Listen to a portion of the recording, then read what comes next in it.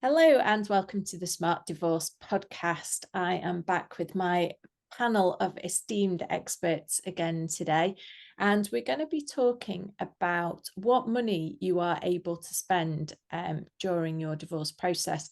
And this is a question that I get all the time, and we're very lucky to be joined by a panel who will be able to help us to answer this question. So I hope you'll find our conversation very useful. I'm going to start off by asking my experts to introduce themselves. So I'll start with me. I'm Tamsin Kane. I'm a divorce specialist financial planner, and I'm delighted to welcome Katie Harding. Katie, welcome again. Thanks for having me again. Yes, I'm Katie Harding. I'm a family law solicitor at a firm called Pennington's Manchester Cooper in London. And I will work across the whole breadth of family law issues, save for public law, which includes the divorce, the child arrangements, the finances, and everything else in between. Fabulous, thank you. Just so that we can help our audience understand, what's public law? Public law are predominantly care cases where the local authority becomes involved. Fantastic, thank you. That was really for me as much as for the audience, because I hadn't got a clue. And next we have Sarah Birdsey. Welcome, Sarah. How are you doing? Morning. Thank you very much for having me. I'm good, thank you. So I'm Sarah Birdsey. I'm from a firm of solicitors in Altrincham called Nicholls Solicitors. I'm a specialist family solicitor.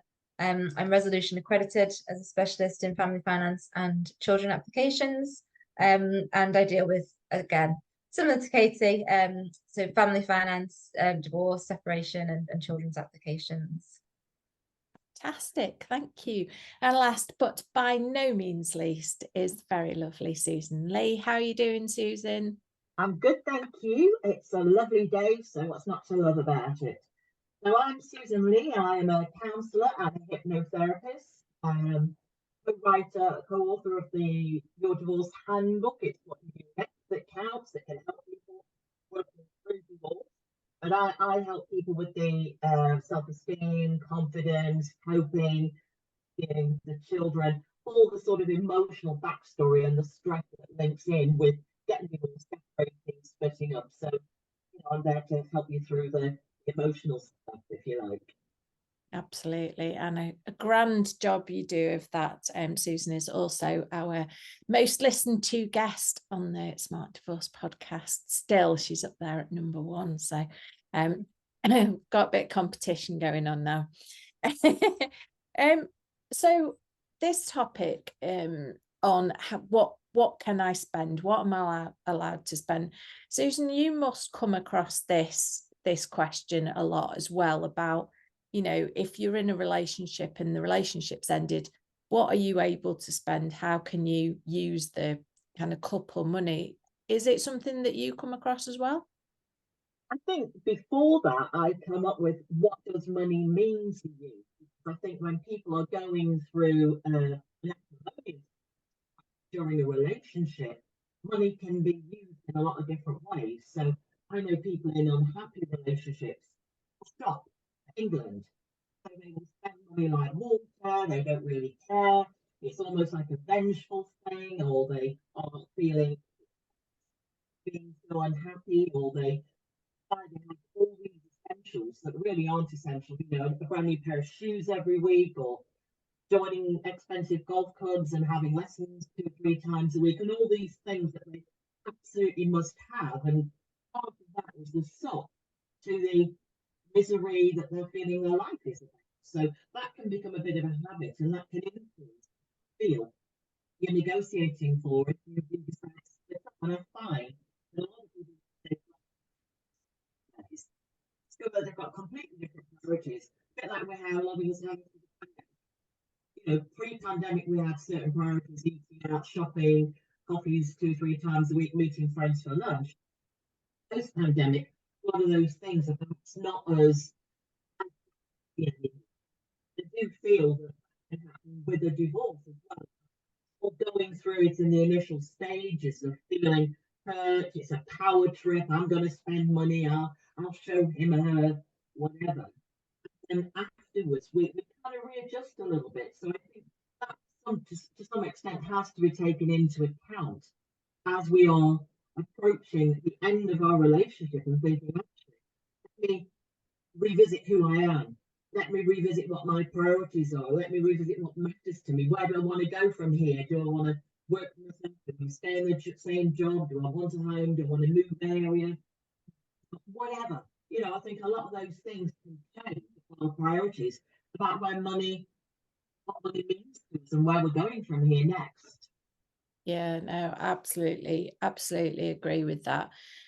So let's start with one of our lawyers. So Katie, from a legal perspective, you know, and Susan's absolutely spot on, and I see this as well, you know, people do start spending money in a unusual way, you know, a way that's perhaps not been the way that they have done through the relationship. You get people, you know, as Susan said, you know, going and shopping for a new pair of shoes every week to make themselves feel better. How do we deal with that in a divorce situation? Is that something that we should be concerned about? How does the law view that kind of unexpected spending, I guess? Yeah, so I think the first thing to say is that when you separate, what you should try and do is just maintain the financial status quo. So nobody should really be spending vastly any more or any less really than they have been throughout the marriage. That said, I appreciate that parties are going to have probably increased expenses generally because they're going to take legal advice. So they're going to be spending money on lawyers. Perhaps they're now living in two homes if they can't live together under the same roof anymore, and that inevitably has additional costs with it. But broadly speaking, generally they should try and keep expenditure as it was. I think a court will cotton on very quickly to a party who suddenly starts spending very frivolously for no apparent reason. And it might be that they're buying because it makes them feel a bit better to go and buy a new pair of shoes every week. But it also might be that they're trying to dissipate assets. And if they're trying to do that, then well, the court will take a very dim view of that.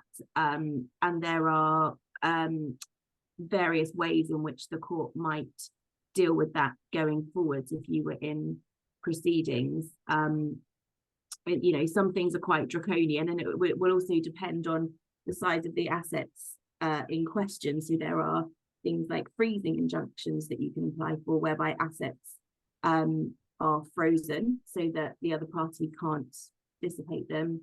That's quite a draconian measure, but it does happen sometimes, particularly in the very high value cases. There are arguments that can be run called add back. So where a party is, I think the phrase is wanton and recklessly dissipating funds. So if they were going out and buying a Ferrari, they were suddenly going on really luxurious holidays, they were spending all their money on drugs and drink and all those kind of things, causing their marital assets to deplete significantly, then the other party can ask the court to essentially add back the amount that they've spent into the marital pot as if it had never been spent.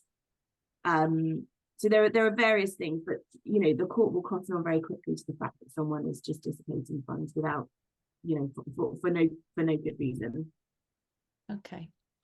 And I guess when we're looking at the kind of spending that you've just talked about, that's kind of outside of normal lifestyle. Yeah. I'm assuming, Sarah, that a normal family holiday, such like that they've taken for the past, I was going to say the past 5 years, but I guess there's a couple of years in the past 5 years where nobody was going anywhere, were they, because of the COVID situation. But if there's kind of a history of, you know, a holiday in the Maldives and a skiing holiday in the winter every year, is that still considered as acceptable spending? It's going to depend, as always, on the situation. I think as long as it's, you know, reasonable, and obviously the idea is that you would try to maintain the status quo and keep things amicable as well. So if if one party thought, well, actually, we usually have a summer holiday, the children need a break as much as we do, you'd try and agree that with the other side, that this is what we're going to do, we're going to spend these funds. It depends as well on whether you're talking about spending, the joint money, or whether it's a situation where both parties, have similar amounts of savings, both parties that earn similar amounts and can pay for that holiday from their own funds. Well, then that's obviously much less of an issue. Where you're looking at joint funds and, can we afford this holiday? A court's not going to criticise, if it's sensible and reasonable, really. It's about sort of judging that fairness. And, as Katie said, if it's reckless spending and it's clearly done to try to dissipate the funds, well, then that's seen very differently by the courts. They'd look at that as being potentially conduct, and they would take steps to remedy that, really, and try and add those funds back in. But say, a reasonable, sensible holiday with the children, is quite different to sort of going out and buying something lavish just for yourself, especially if, clearly the intentions behind that are to dissipate funds or try to cause difficulties, in terms of the divorce. What about if we always seem to talk about people with children. And I'm just thinking that if you are a person without children and you're absolutely depressed and low and flat and feeling completely in a bad place, you need a holiday. What about that? Having a holiday with the lads, or a holiday with the girls, or a holiday with your parents, or whatever, or a solo holiday. What about that? Because that would be considered exceptional, wouldn't it? Now that would be out of the remit. Yeah, I would say that it's the same principle. And say, I'm sure, Susan, you would say it. If ever you need a holiday, probably then is the time, for your own well-being and mental health. So again, if it's something that you usually would do, as if it's not an extravagant expenditure and you can afford it on the finances, then there shouldn't be, an issue in terms of going on a holiday, if that's what you need to do. Again, just as long as it's reasonable, really. Say if usually your holidays are to Spain and Portugal, and suddenly you say, well, actually we're getting divorced and I'm going to the Maldives for 2 weeks, that's quite a change from the ordinary. And I think everything, when you're separating and you're looking at the finances, everything's going to have a critical eye cast over it, in terms of when you come to deal with disclosure. You provide a lot of your bank statements, it's usually 12 months worth. And so really everything is going to have a critical eye cast over it at some point. So I suppose you just have to bear that in mind when you are making those decisions, really. Yeah, it's tricky, isn't it?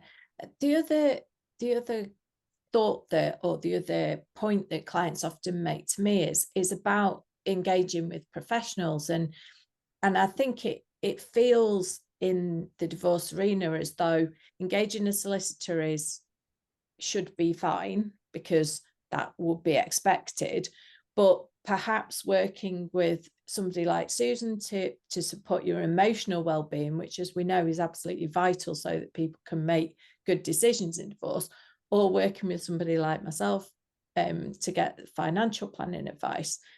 Those seem to be sort of thought of, certainly in the minds of clients, as if they're excessive expenditures over and above the legal advice. Katie, I wondered what your thoughts were on that. Again, I'm probably going to say that there's a lot in this episode. It's very dependent on the specific case, but broadly speaking, if that is something that the client feels that they need for their own mental health, their own well-being, or just for their own financial health, in terms of how to manage their money, for example, I don't think that they would be criticized by that. They certainly wouldn't be by the court, in my view. The other side might get a bit heated about it and can, say what they like. But if the client feels that like they need that and it's assisting them and it's helping them, then they certainly should. It's no different to perhaps, if you need to go and see a medical doctor and you pay to go privately because the NHS waiting list is 8 months long. If you need you need that for your health, then you need it, and you do it, and you spend the money, don't you, if you can afford it. I think it probably comes down to affordability as well. What's actually, it depends on your finances.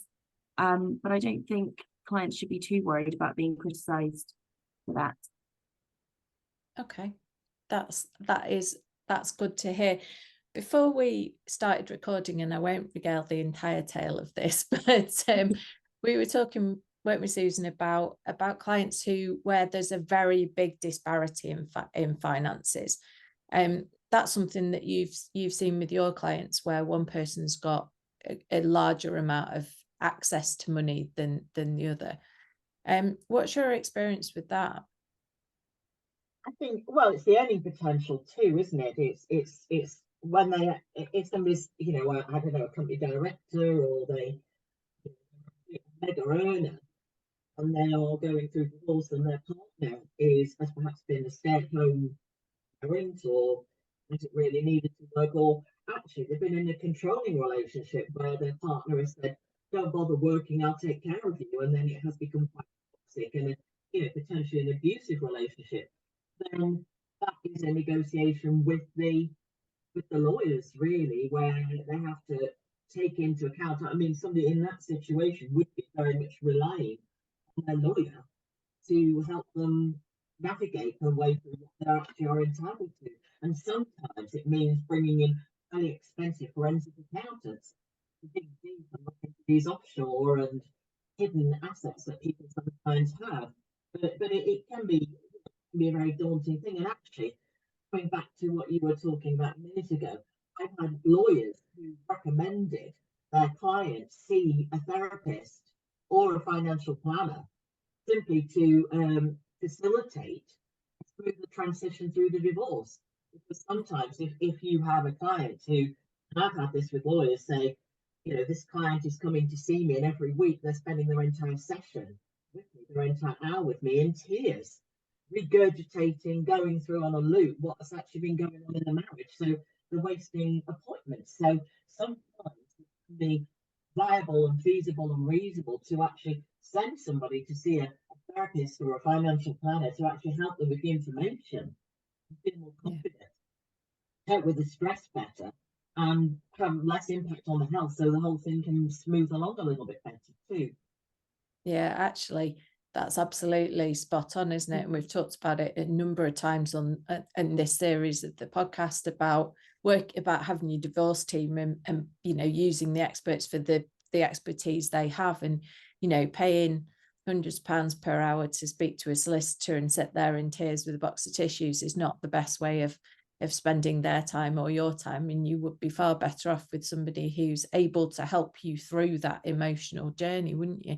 So I think that's really important to recognise, and important to see that just because you're getting another professional involved doesn't necessarily mean the expenditure overall increases. You're just using the right people for the right jobs, aren't you? I think that's really important. In this situation where we've got this sort of financial power imbalance, Sarah, what is the position where one person has, let's say that we've got somebody who hasn't perhaps worked, perhaps they have been in a controlling relationship where they haven't worked, they haven't got their own money, they've had access to a joint account, but that joint account's been cleared out by the other spouse, and they're really struggling, and they have no money that they can spend on, let's look at legal advice just as a very starting point. What options do they have? Yeah, so they do have various options in that situation, but it can be really daunting, as you've said, and I think it's common that there's often one party who might manage the finances more, and so the other party might not have a lot of insight into what the outgoings are or what savings they have. But there are a lot of cases where it's a control issue as well, like you say, and it's one party has all of the money, and they're not going to give the other party any at all. And in that situation, yeah, obviously the first step is they need some legal advice. And there's various options. Legal aid is very minimal these days, but where there's domestic abuse, it might be that someone's eligible for legal aid. So it's not that widespread anymore at all. But the other options are there's litigation loans. There are some solicitors who will act on a Sears Tooth agreement. So that's where the solicitor agrees to wait until the end of the matter until there's a settlement. So it's only going to apply where there's a family home, or there is money there that the client's going to receive. And the solicitors can agree to wait until the end of the matter, so that the client isn't having to worry about paying up front or having money available for that first meeting. So that's quite a useful way of getting some legal advice. There are some solicitors that will offer maybe payment plans as well, in terms of a monthly payment while the case is progressing. And there's also legal services order, which is where if one party's got a lot of the money and a high income, they can apply for that party to pay their legal costs as well. They're not necessarily easy to get, those types of orders, because you have to show that those other options aren't available. You've exhausted all those other options first. But say there are various options in terms of getting that legal advice in place. Some solicitors will offer a free consultation, so you can assess all of those options, and then you can look at, right, okay, how do I move it forward? Which might be another question, but you can then look at things like spousal maintenance, and getting some income there, so that the client can at least manage the day-to-day, while we then look at the more longer term finances, really. It's really tricky, isn't it? Because the options don't, it feels to me as though the legal services order should be like the first thing that clients should be able to go for. Like, this is, in divorce, it's considered as marital money. All the money is considered as marital money, and yet we can have a position where actually one party potentially has to borrow on a litigation loan if it's available to them, rather than using the marital money to pay for their legal costs, whereas the other person can go and engage the best solicitor they can possibly get their hands on, and senior barristers and so on. It feels like there's an unfairness. Am I completely misunderstanding this, Katie? I don't think you're completely misunderstanding it. I think where you've got one party who's the financially stronger party, and quite considerably so, and there's a huge imbalance in finances, the likelihood is, presuming you don't have any assets in your own name to secure a litigation loan against, is that you're not going to qualify for a litigation loan anyway. Right. Okay. Which would increase the likelihood of you having a successful legal services payment order made, so that the other party pays your legal fees. I think also, even if you do have a litigation loan, again, when you're looking at the longer term financial settlement, that loan is going to be taken into account in any final agreement, because it has to be repaid from somewhere. So you're going to have to end up with enough capital and income to not only meet your own needs going forwards, but also to discharge that loan, so that it's not hanging over you indefinitely. So ultimately, it's still all coming out of the same pot at the end of the day. Okay. Because it's got to be repaid. It's going to be repaid from the marital assets ultimately. Yeah. Has this no-fault divorce, though, reduced a lot of the acrimony in divorces? Are you finding that yet? That because it's supposed to be a smoother, easier, no blame, no recrimination issue from now on, have you found a difference in that, you two lawyers? I personally haven't noticed a huge difference, but a lot of my cases sort of started sometime before the new no-fault divorce came in, so I've only had a handful of no-fault divorces. But I think that that's just the divorce element itself, the physically, legally becoming divorced. That's not the finances, and they're sort of things that overlap but are sort of distinct tracks from one another. And I think, yes, okay, it reduces sort of the blame elements of the divorce, but that can have its pros and cons, because some people find that very therapeutic to actually set out, actually, you know, he or she have done all these things and this is why I want to get divorced, because they feel like they're being heard. They don't have that outlet anymore. But I don't, personally, I haven't seen any impact on the sort of acrimony within the sort of financial proceedings or the children proceedings for that matter. But I don't, maybe Sarah's had a different experience, I don't know. Yeah, I mean, let's say with the divorce, it's made the process a lot more straightforward. And there are a lot more people who are wanting to do it on a joint basis and deal with the divorce more amicably. So that's starting, but I suppose that first step seems much more straightforward, and there's a lot less heat in that.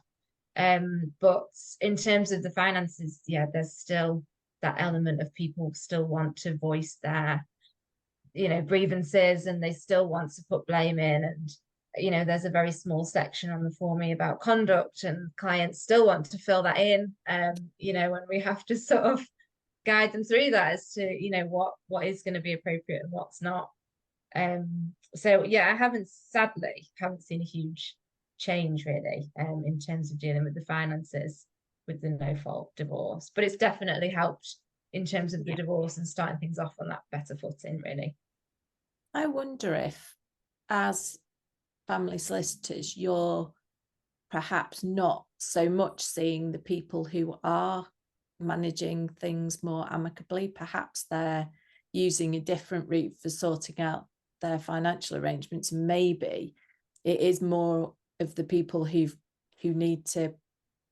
have a greater argument about the finances and who are struggling more to figure out their finances, who perhaps sit in front of you. So maybe it's that we don't see it so much in the work that we do. I don't know. I mean, I'm hoping that's the case.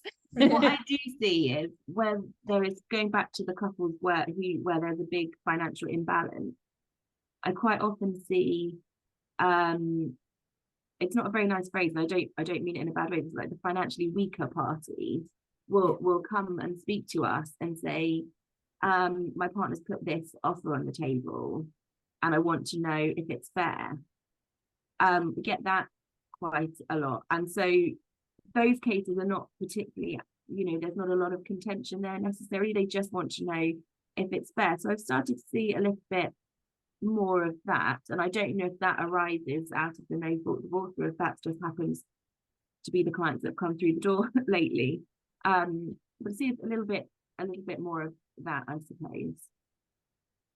But then most of the time when they are presented with an agreement, most of the time it's not fair. It's not fair.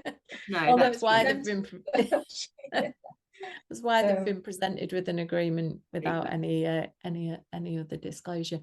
I wanted to, you mentioned legal aid before, and I have had a couple of people contact, not obviously that I'm a solicitor, but people contact me for all sorts of strange things.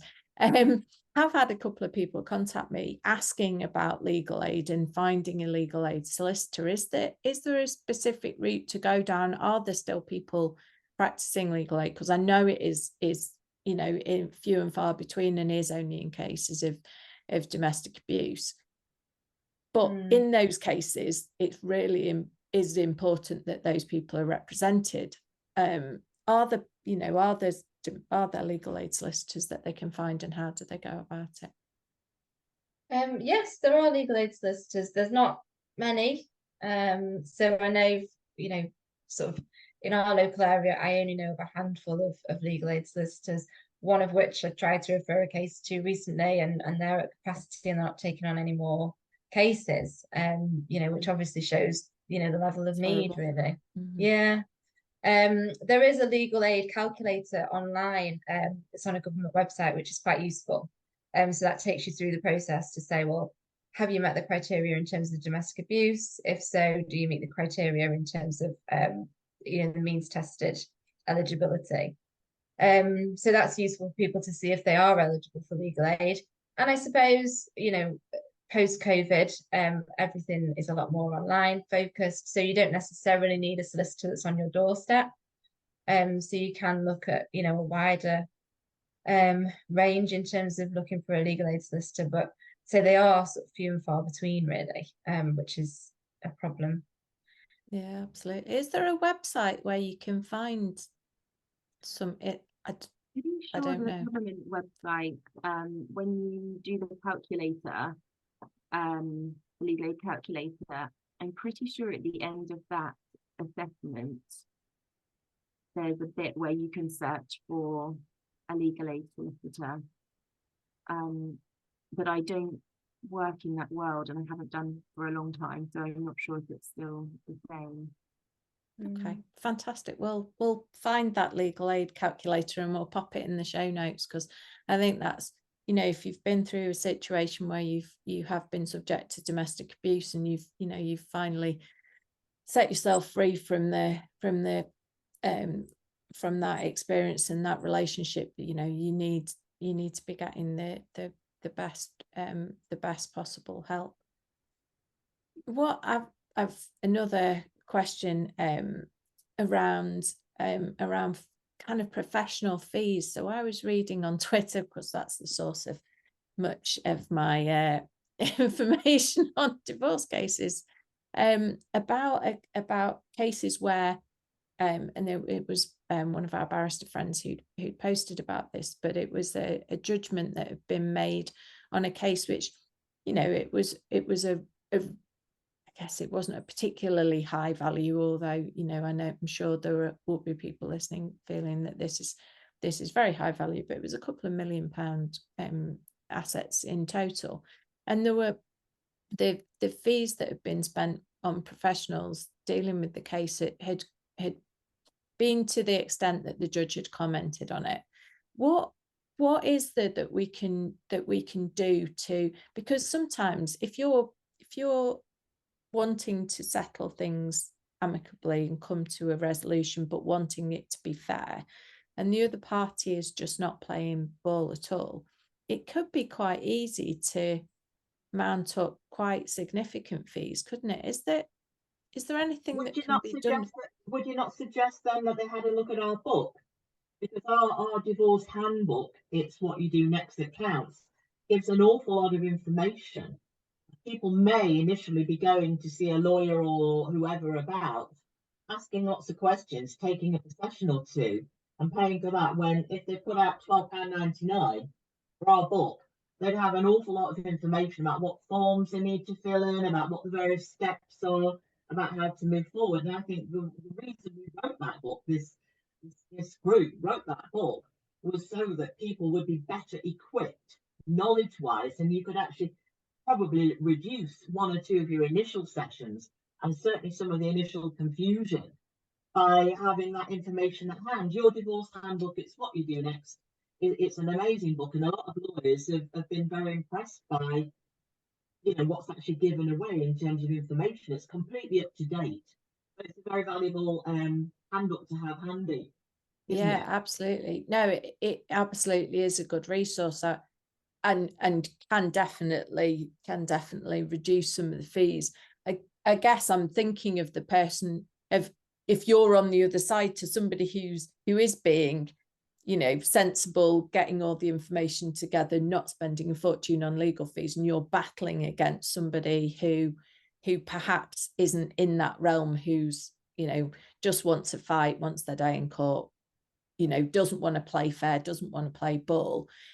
We can end up with these costs snowballing. Is there anything that can be done about it? Because I know, as I say, you know, this judgment, certainly the judge commented that the proportion of fees compared with the value of the overall assets was, you know, out of kilter. Is there anything that can be done? Yeah. Dead silence. I think if one person's being particularly unreasonable, you know, they're not complying with court deadlines, for example, you can ask that they pay your costs, and try and get a cost order from the court against them. So essentially you are reimbursed for your the wasted costs, I suppose, that you've incurred. Similarly, if you incur the fee of a barrister, for example, and suddenly they decide that actually they are going to engage in negotiations and they're not going to go to the hearing anymore, for example, but you've already incurred the barrister's fee, you can try and get them to, again, reimburse you for that fee. I suppose if, you know, they could also look to, if both parties are willing to mediate, to see if they can make any progress that way, which would reduce costs quite a bit. Because if they can get themselves into a position where perhaps they, you know, they don't have to agree everything, but if they've at least narrowed the issues and then come to see a lawyer or have their lawyers in the background, that's also quite another good way of trying to reduce costs as well. And also it sort of takes the heat out of things a little bit as well when someone's being, you know, if you've got one person being very, very difficult, it's quite helpful to have an independent third party there, rather than opposing lawyers, which can sometimes just, you know, even if the lawyers are being constructive and, you know, nice to one another, people just sometimes don't like, you know, opposing parties trying to convince them to do something they don't necessarily want to do. But if it's an independent third party that they're both invested in seeing, that can be quite helpful. Yeah, I think Sarah's got any ideas, maybe. Anything to add there, Sarah? Yeah, I mean, mediation is absolutely, you know, a great way to try and avoid those legal costs. But again, it requires cooperation of both sides, which isn't always feasible, like you say, if there's somebody particularly unreasonable. The courts have been quite proactive in terms of cost orders. If a party isn't willing to negotiate, you know, you can make open offers, which set out, you know, your reasonable proposal, and essentially say, well, look, if you're not going to accept this offer, well, I will draw this to the court's attention, you know, at a final hearing, and you can ask for a cost order at that stage. Difficulty is most cases don't get to that final hearing stage where a judge would make a costs order. Quite often you do end up settling at some point, you know, during those proceedings, but it can be used as, you know, as a lever to try and negotiate, and say courts can make those costs orders against the other side to sort of penalise them, a bit like the civil procedure rules, you know, if they've been unreasonable in not accepting offers or making offers. Fantastic. I think also, you know, with it, if you've got a particularly difficult person on the other side, sometimes all you can do is your bit. All you can do is you can comply with the court orders, you can turn up to the hearings and keep doing your bit. And if it, you know, if they want to rack up legal costs, then unfortunately so be it, and then you'll have to sort of deal with that at the end of it. Because, you know, we sometimes talk in these podcasts assuming that we're dealing with reasonable people on both sides, and that's not always the case. Actually, often there is one party who is a bit more difficult than the other, and yeah, sometimes I think all you can do is your bit and make sure you've done your bit properly, and follow the process and the procedure. Yeah, no, that's good advice. Coming to the end of our time again, these podcasts absolutely fly for me. Any final words of advice or on spending when you're going through divorce? Katie, I'll start with you. I would probably go back to what I said at the very beginning. So maintain the financial status quo as far as it's possible. In the first instance, if things are amicable enough, try and reach an agreement about the finances in the interim before you're sort of finally divorced and have sorted out the finances in the long term. And I think they would be my 2 tips. Sarah, anything to add?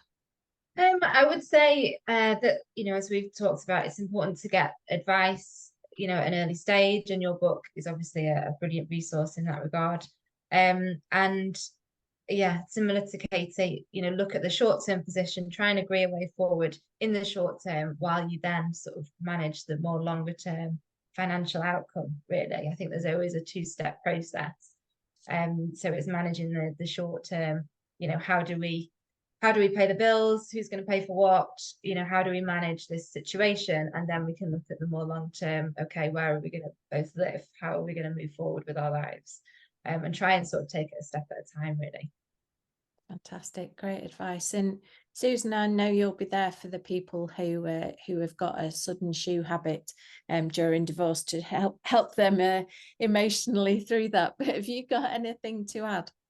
Yeah, I think it's about taking the time to tread water, if you like. So don't be rushed into things. So initially, it might be a good idea not to sell the family home or rush out and buy a new place, or decide you're going to move to Devon or something, or whatever it might be, from the north of England. So I think it is about taking time to tread water, maybe do a house share, maybe go and live with family. Don't feel under pressure. Listen to your friends' advice, but you don't necessarily have to follow it.